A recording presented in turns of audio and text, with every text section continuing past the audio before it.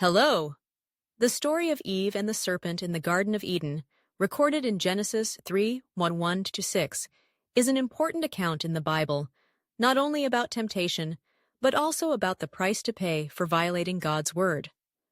The story begins when the serpent, a symbol of Satan, approaches Eve in the Garden of Eden and begins to persuade her that God had forbidden her to eat the fruit from the tree of knowledge of good and evil because he did not want her to become like God.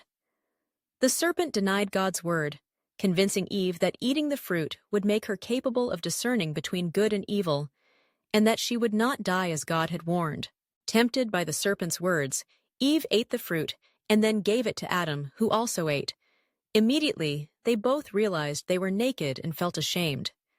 They lost their innocence and their perfect relationship with God. When God discovered their actions, he punished them by expelling them from the Garden of Eden and cursed the serpent. Temptation and doubt. The serpent stirred doubt about God's word, reminding us that temptation begins by making us doubt God's goodness and fairness. Personal responsibility. Despite being tempted, Eve and Adam still had a choice. Each individual is responsible for their decisions, and every wrong decision has consequences. Consequences of disobedience to God's word.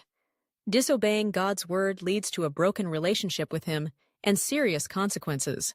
This story is not only a warning about temptation, but also emphasizes the importance of obeying God's word and being aware of personal responsibility in every decision. Thank you for listening.